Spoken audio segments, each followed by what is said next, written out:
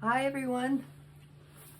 So this past week, my watercolor students have done a landscape with a yellow background, trying to keep it a little looser and not paint everything exactly as it is. We're going to continue with landscapes, and now we're going to go even more abstract. We're going to think about what happened in the late 1800s, the different movements, and the early 1900s that were going on in Europe and in the US. So here's an example of an impressionistic piece. This is by Monet, and I'm sure you're familiar with his work. So he did the Haystack series, and if you notice, he's using cool colors for the shadows and warm colors for the highlights. And this was a big change from when the artists were working inside the studio and creating darker, more glazed over techniques with their oils. And now these artists did a breakthrough by going out and painting in nature. They didn't try and show every little leaf on the tree or every little tiny piece of hay. They did a more simplified and emotional view of it, and they pushed the colors. So on the Google Classroom, I'm going to attach this little document, and it's just a brief description of some of the movements that were going on and the countries where they were predominant. So the Impressionists, and Monet was one of them. Then there was the Post-Impressionist, late 1800s, early 1900s, and Van Gogh, our friend Van Gogh, was one of those, and so was Gauguin, who painted in Tahiti. I'm sure you're familiar with his work. They used bold colors, thick brush strokes, and pointillism was another style that was in the Post-Impressionists, where they used little dots of color. Seurat and Signac were a couple of them. And then there was also Fauvism, which they were called the Wild Beasts, and that was also in France. They used wild, unrealistic colors, abstract landscapes and figures, Matisse, Derain, and then finally the Blue Rider was another one, Russian and German, early 1900s, abstract landscapes. Kandinsky was one. He actually ended up going even further than abstraction, where you no longer could see a subject matter at all. It was just lines, shapes, and colors. So he was called the father of non-objective art. And then his girlfriend slash wife was also a very famous one, Gabriele Munter. So those are all people, and I'll attach a link to my Pinterest page that talks about these landscape artists and shows some examples.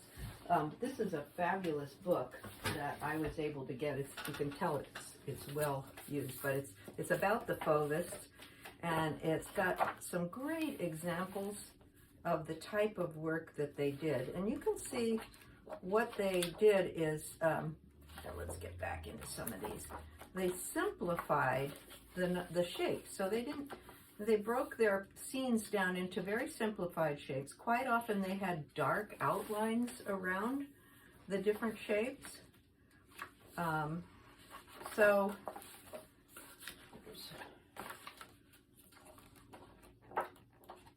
Anyway, there's some examples attached to the Google Classroom, and so you can see the dark outlines here. So what we're going to do is we're going to break our scenes down into simplified shapes, and it's a 2-week lesson. So the first week you're going to just compose it. You're going to break it down into the shapes. You're going to draw it, and then you're going to do some kind of outline on all the shapes. And then next time we will color in with paint within those different shapes, really pushing the color. You can have either a black outline like the Fauvists did, and here's an example. So this is Gabriele Munter. So you can see the dark outline and the simplified shapes, and within each shape is some wild colors. Or you can have a white outline. And I have a lot of examples that I've done like that. one of them, if I can find where I put it here, is this piece. And so in order to do that, you have to begin with a masking fluid and some kind of a device to put linear white outlines. Another way, really, you could do it, and I don't like this as well, would be to go afterwards and use some kind of a opaque white. Now these are, you could use the whiteout pens, but these aren't waterproof, so you have to be careful you can't go back in. And there's a acrylic pen called, this is a brand called Molotow 1-for-all, and they come in a bolder pen and a thinner pen.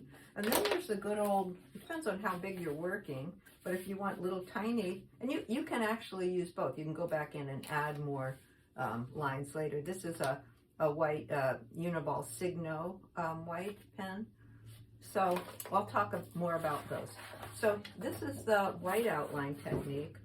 And then there's also the dark outline technique, like the Fauves did. And this was done with a black pen, waterproof pen before I started. And you can either use India ink, which is waterproof, and dip a pen into it and do that first. You just have to be careful not to spill it. Or you could use another waterproof pen, such as a Sharpie, or this is a bold soft brush, which is a very bold line, and it's waterproof, and this is a Pitt pen. So there's other pens out there that you can use for that. So those are other possibilities. So let's show some more of these. Oh, I'll have 2 documents attached. This is it's sort of the steps, and it's just a quick version of all the different movements in art, such as I just showed you in that other document. And then this is just the things to keep in mind, the basic concepts we're going to do. Few simplified shapes, less than 20. Distortions, dark outlines, bold, bright, exaggerated colors, warm colors for sunlight, cool colors for shadow, loose textured brushstrokes within each shape, and paint mixed on the page, in addition to mixing on your palette. So lots of wet into wet. Okay, so and again, we're going to be painting next week, so this week is just the drawing. But here's some more examples. These are not on the Google Classroom, but here's a pointillist by Signac, and you can see everything's little dots of color. So you could create that effect, and you could do it wet into wet, dabbing your paint in while it's wet, or even while it's dry, or you can use salt. Here's a simplified landscape with dark outlines. Here's Claude Monet. This is André Durand, simplified shapes. Here's our friend Vincent van Gogh. This is another one, contemporary, just got out of a magazine that used that technique. Here is Renoir. You can see not only, and actually this is Renoir painting a painting of Monet painting outside. So this is Gauguin, and I loved his push colors. He's one of my favorite artists. This is when he was in Tahiti. And then of course our friend Van Gogh. This is Seurat that did dots. But what I love about this painting is I've used it quite often to talk about composition. And one of the things we want to do is always keep our viewer in the page. So I've also attached some documents about composition, and we'll talk more about that. So here's some documents about the different art elements. Is what line, shape, form, space, color, etc. Those are the building blocks that we use to create a successful painting or a successful composition. And these are the principles we're using. Unity, so everything looks like it belongs. So you want to repeat colors, repeat shapes. not have too many different things going on, so you look like you're getting dressed and nothing matches. But yet we want to have a little variety so it's not boring. We want to have a particular focal point, so you might want to look at your reference, and this is the reference I'm going to use. And I decided I wanted my little palm tree to be the focal point. Sometimes it's the littlest thing, or something that's a little different, or it's going to be stark light color against deep dark color. So that could be, and the placement is good, 1/3 or 2/3 over instead of right in the middle. Balance, so if I have a strong, interesting shape here, it's maybe balanced by these textured shapes over here. And then the movement. So here's these two documents I'll be attaching onto the Google Classroom. So here's our focal point, and it's because she's the lightest and she's toward the top of the pyramid and she's got the brightest colors. So you kind of follow her leg. Well, it has a dark background, so it looks like it's a strong line, and it comes here to the horse. The horse's head isn't that obvious because it's camouflaged among all those people, but yet this leg has some dark, strong outlines, so we're following it around. And then here the jester, it's kind of picking up that line, and this could have been something he added later as he's figuring out his composition. It's like, what do I need here? Instead of leaving it all blank, maybe I need something to help pull us back into the page. So here's the hat, here's his hand, here's this curve of his neckline of the shirt, and then we're following it up, and there's a curtain. So that's great. So far we've kept, but then, you know, are we going to stay out or are we going to come back in? So we have the ringmaster, and he's looking that way. He's got his arms and legs kind of pointing in. But here's this other little clever thing. I always figure, thinking like an artist, I bet he added that later.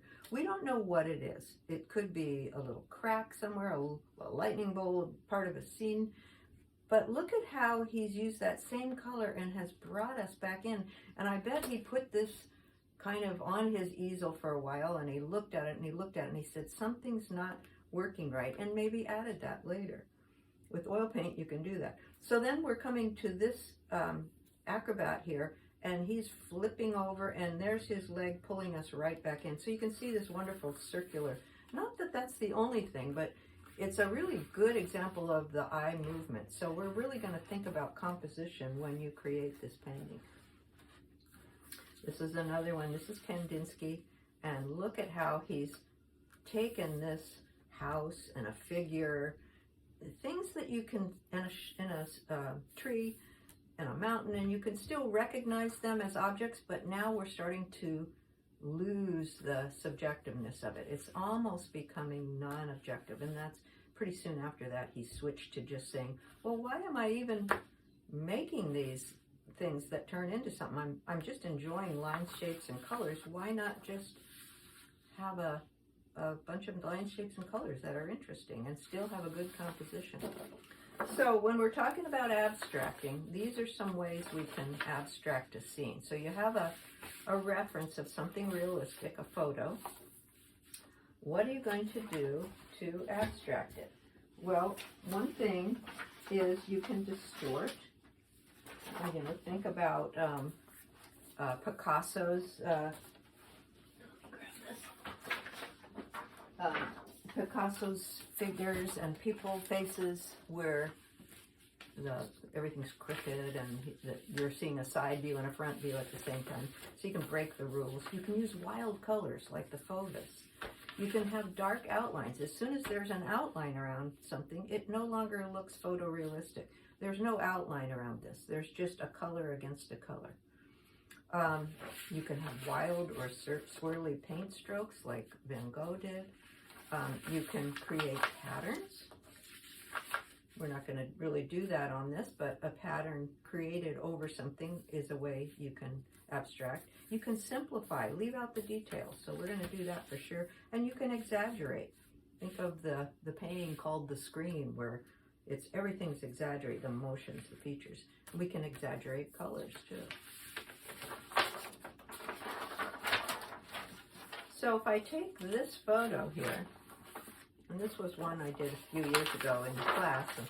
So I've taken this photo and I have some elements. I have a cactus, a couple of cacti. I have some poppies in the front. I have some mountains and I have a tree. What can I do to break this down into maybe no more than 20 shapes? And I've numbered them. So this is shape number 1, shape number 2. I number them only so I can count. This is on my preliminary drawing. Count and see how many shapes I have so I don't end up getting too picky.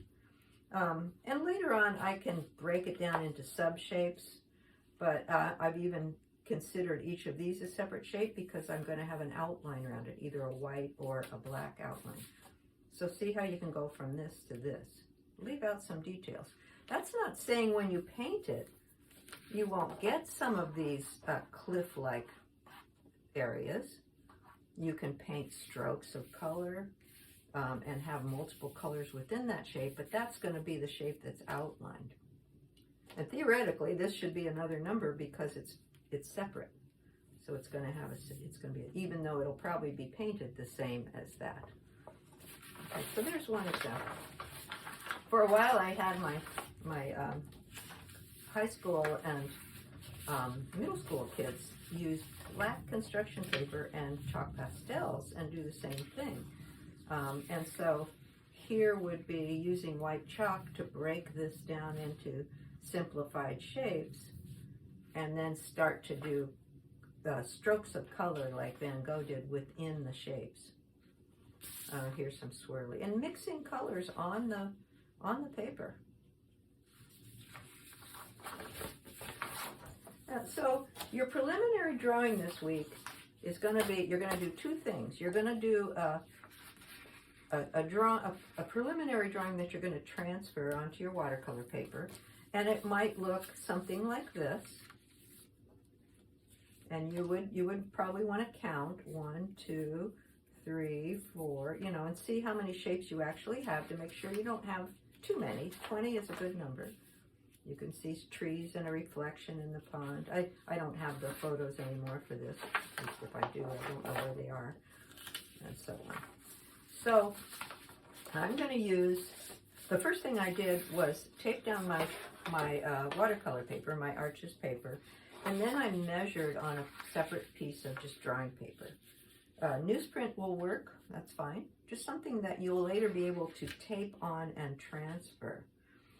So this is my photo. Actually, I have 2 different photos. My husband took one and I took one when we were in, I think in Glacier National Park. And I might use this size of a boat. So I'm going to start to break this down into some simple shapes. I'm going to put this aside so I don't damage the paper underneath with. And the reason I like to do this preliminary is so that I don't erase and draw and start to damage the paper.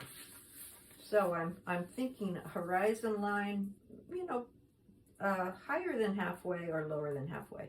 So here's, and I'm calling the lake the horizon line. The mountains will rise up above the horizon line. So I'm going to put my horizon right about there. And then I'm going to start in with some of these mountains. Make that straighter. You can erase as often as you want on this. It won't damage anything.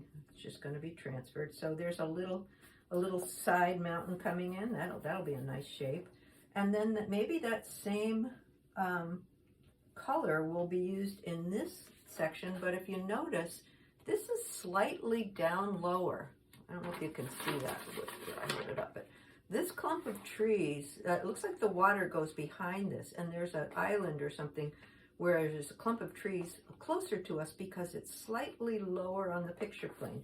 So I'm going to exaggerate that, and somewhere like right around here, I'm going to put a little line here and make this be slightly lower. So there's going to be some trees here, and that will be, wherever you hit the water surface, it's pretty straight. Water isn't going to be curving up and going around, so this is the surface of the water. then there's going to be, on this one it doesn't have it, but on this it does. So I'm going to break up this water shape with another shape coming down here and some grass in the foreground. So I'm kind of talking out what I'm doing here with you. Then it's going to have a boat, and this is a little clearer, so but I'll put my boat right around here. Actually, that's the grass, and then there's a shoreline right here. So the area of the water is pretty narrow. I do want to include this cabin because I like that. So you can have something man-made. It always is nice to include something man-made in your composition or in your landscape. And it's sort of floating out in the water a little bit, like it's on I don't know, a little bridge or something, or a dock. And I'm gonna look at this a little bit better. It has some features on here, like some windows or something, and I can add those later on. Now in front of that are some trees, and I really like seeing that tree right there. So I'm going to put a tree right here, and instead of drawing every little branch and pine needle, I'm just going to sort of indicate the main shape of the tree here. And I can always fix that later, but on this demo I'm sort of showing you how that would be. Now I brought it out a little bit, so I do want to show, I want to bring the roof line out a little bit more on the cabin. And so this part will be covered up. And then there's a clump of trees, or a clump of bushes in front of the cabin a little bit. So I'm going to bring that here, and that turns into some foliage in the front here. And I think I'll bring this grassy area down a little bit. So you can see how I'm continually changing what I'm doing. Here's my boat. It's extending out into the water a little bit. I use my pencil to get that angle. Try and reproduce that angle there, the main angle of the boat. And I only see a little bit of the top of that from this angle. See a little bit more. I think Chris must have taken that because he's taller, or he got closer.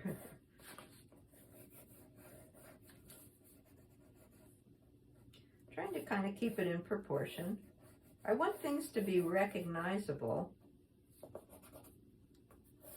So there's the boat in the water, halfway in the water, halfway on the land. It's kind of docked. And then I could probably put a few little strokes that I could actually outline to show the ripples in the water. I can add those later. But a lot of that's just going to be painted a certain way. Now, I don't want to forget these majestic mountains. Then I better count and see what I'm at as far as shapes, because I might be getting too many. I don't want this section, the V, to be right in the middle, as I didn't really want the boat to be right in the middle. I might have to move that over a little bit more and make the boat be more like here. So this is going to be the focal point. I don't like it to be smack in the middle. So I'll fix that boat later.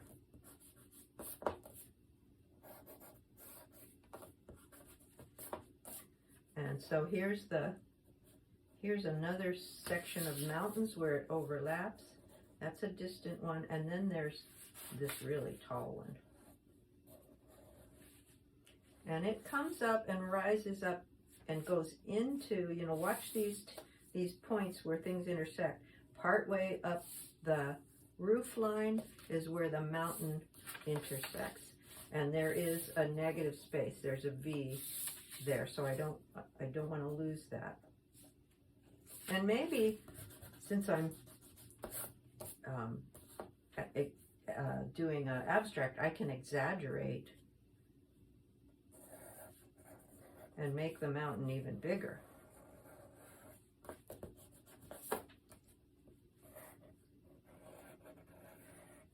Don't want it to be too symmetrical, although it is kind of.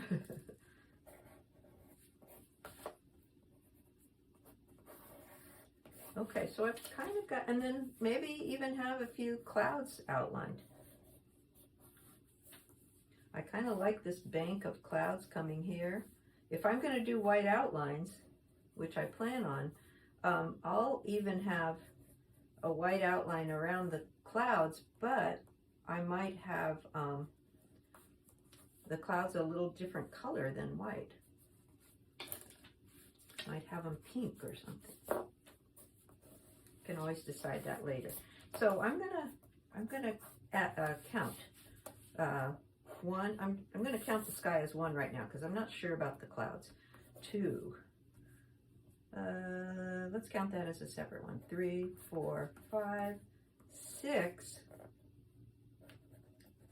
I'm gonna break those down into more. 6. This tree is all gonna be one shape. 7. 8, 9, we'll see about those windows later. Let's make that separate. 10, 11 is the grass. 12 is the bushes here. 13 is the land or the shore.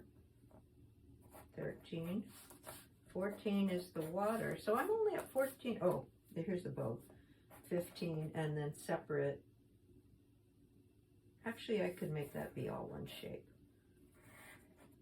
And the white outlines will show the rim on it. We'll see, 15.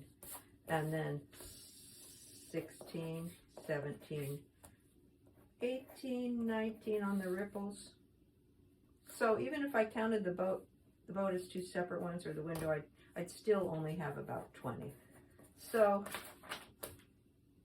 I think I got everything. So you see how you do that. And then what I would do now is I would tape this down so it's lined up for one. And if you want it to be a little more off center, you know, if you wanted this to be farther over, like the boat farther this way and a little more space next to the tree, you could tape it on off center.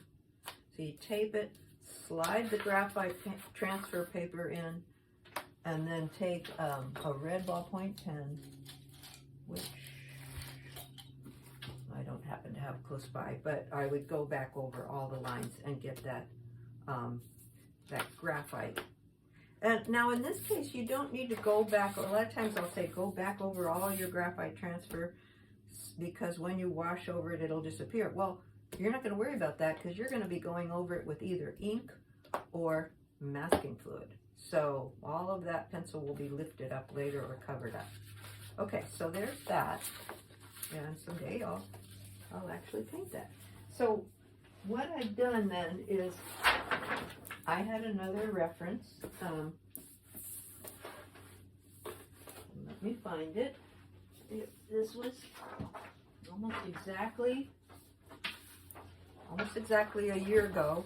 We were in Hawaii with my friend Marianne and Bill Wickett, Chris and I. It was right before the pandemic, so we actually got sick afterwards. So we don't know if maybe we got COVID or not in Maui. But so here's Maui, and I liked this idea, and I wanted to exaggerate the size of the palm tree as a focal point. And I thought, oh, this will be dramatic with white as my outline. Maybe I'll do black on the one of the Glacier National Park, the boat one. Okay, and then this is not going to be black. This will be deep blues and purples and maybe rich greens, blue greens. So yeah, don't think that you have to make it exactly the same. Now, there isn't a lot of color in here except green, but I looked carefully and there's some little bits of red flowers. So this is Hawaii. I might really dab some red flowers. And then I started to look. These are people. This was a little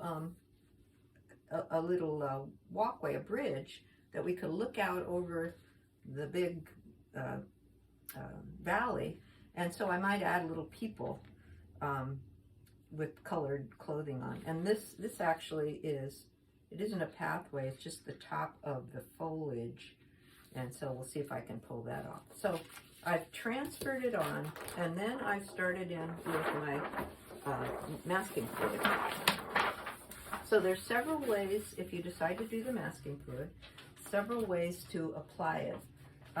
My favorite way is to use a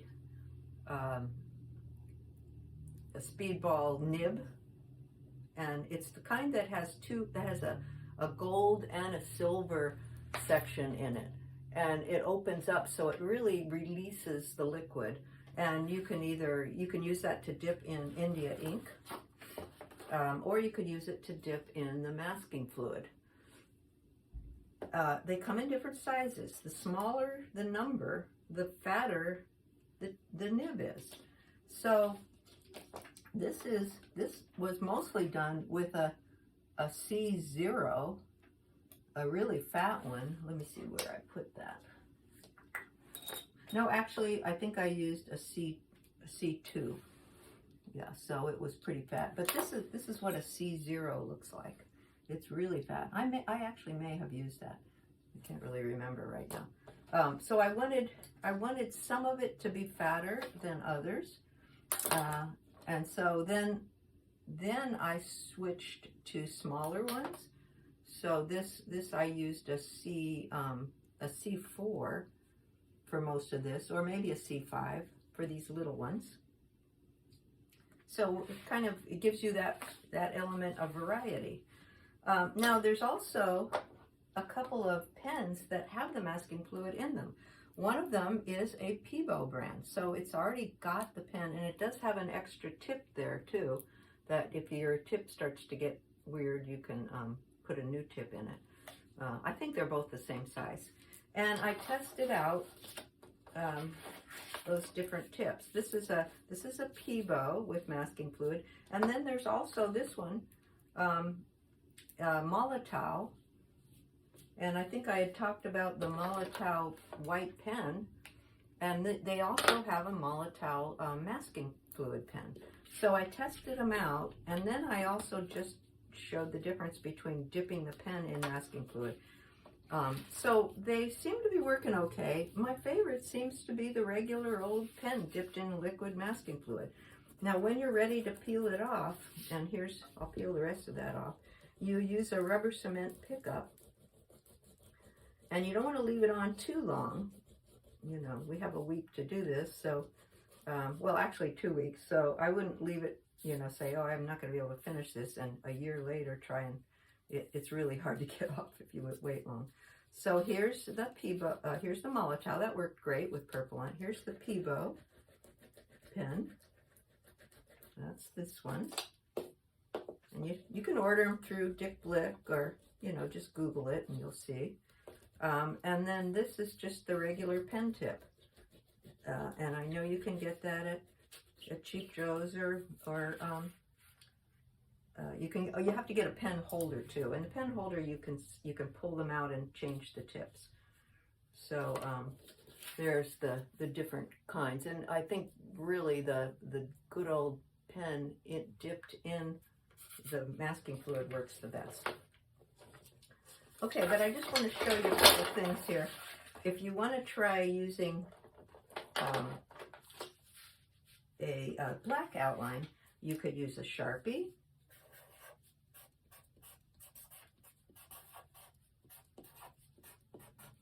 And it will be waterproof. I could paint over that and it won't run. And Sharpies come in different sizes. I just don't like that smell. That's kind of annoying. And then there's the Pitt pen. And you can get a B or an SB. And I like the SB because you can get a thin, thick line. Now, if you're going to work really large, it might not be, and this looks like it's getting a little dried out, but it will be waterproof. So this is Pitt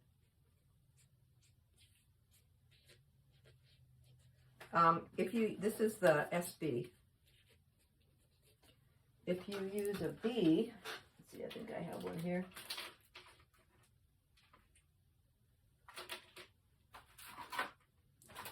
Come on. Find it. So here's a one that's a B. And it's going to be a more even line like a Sharpie, so you won't get that variation as much. And then I'm going to move this just in case. You know, it's always a little scary to use a dipping pen with ink. Make sure you're not wearing your white ball gown when you do this, and working on your white linen tablecloth. So this is a C4. Well, let's use a little fatter. This is a C2. So I'm going to open up my India ink. And what I like about these pens here, they're the nibs, is that they do have a little negative space there. And if you drop, you know, put a drip of ink in it, it'll give it a little air pocket there. And I always get a little impatient. So I just dip it right in. It's a good idea to have a test paper instead of going directly onto your drawing or your watercolor paper that you've transferred. You know, it's a good idea to have a test paper and test it first. Now notice with both the masking fluid and with the ink, with these kind of tips, you can go sideways and you can pull towards you and you can get that nice thin thick, but don't try and push. If you're doing some foliage, like what I did, or a mountaintop, start at the top and kind of work your way down, but don't go back up. Don't start at the bottom and try and go backwards and back down. So you want to always pull toward yourself or go sideways, but never try and go backwards. It'll go all over the place. So that will be waterproof. So this is India ink, and what I'll do is I'll let this dry. I'll take a picture of it, and then I'll put a little bit of watercolor on it so you can see what happens, how it won't run. So I am going to put this in water and close this up before I have an accident. I always get a little nervous. Imagine being a teacher with 34 middle school kids doing this. So I'm going to put this in some water so it won't dry out.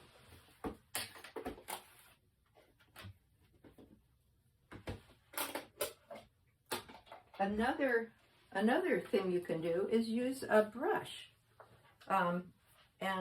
This is a Japanese brush, or you can use one of your regular watercolor brushes, but I would say, okay, designate that brush only for ink, because it's going to change it a little bit. So this could dip in the ink and you get a nice thin thick line. When it's wet, it'll come to a nice point and you'll get that nice bamboo brush kind of line.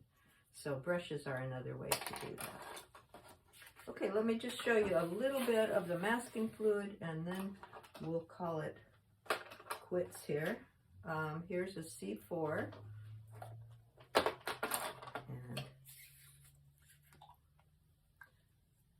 again, I want to have a test paper nearby. Let's see, where is that?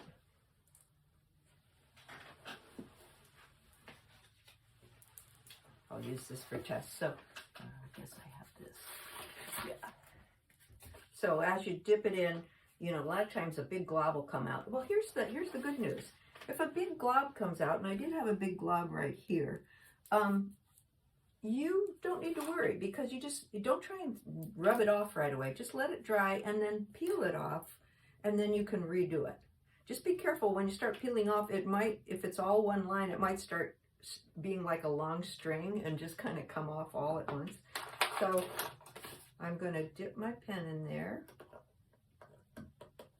test it out, and again I'm going toward myself. It's a good idea to have kind of wipe it off a little bit. And I'm going to look at my reference, I always go back to my reference, even though I've drawn it out just to be sure. I don't want to change something. One thing I noticed is I kind of drew it like just a round lollipop tree. Then that's this part right here. And I am going to make it a little more wiggly.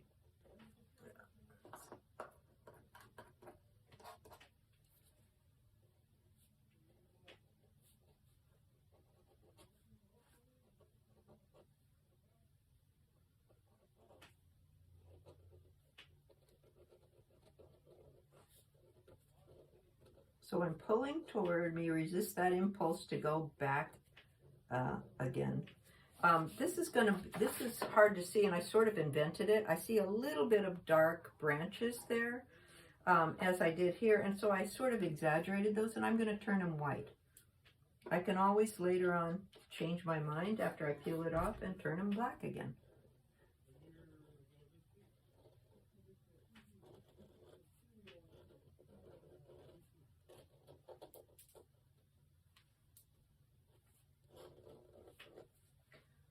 And so here's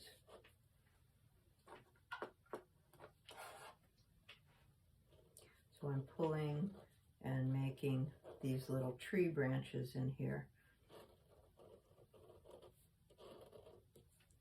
And now here's a place that's going up. I ended it right here and I wanted to go up, but I have to be careful that I'm turning my pen sort of backwards and going up by pulling it. And I could have handed this photograph to 25 different people and they would have interpreted the shapes all differently. I added things that somebody else might not have added, and so on. So, okay, I hope that makes sense. So this is all you need to do this week, is to get your preliminary drawing done. Find your photograph. Be careful I don't stick this on there. Oops, I just did. And get it drawn out, transfer, make sure you measure that it's the same size as your watercolor paper. Measure it out, and then draw your different shapes on there, and then transfer it, and then put either your masking fluid or your black pen on it. And that's all you need to do this week. Next week we'll talk about actually painting it. So I think you'll like this. All right.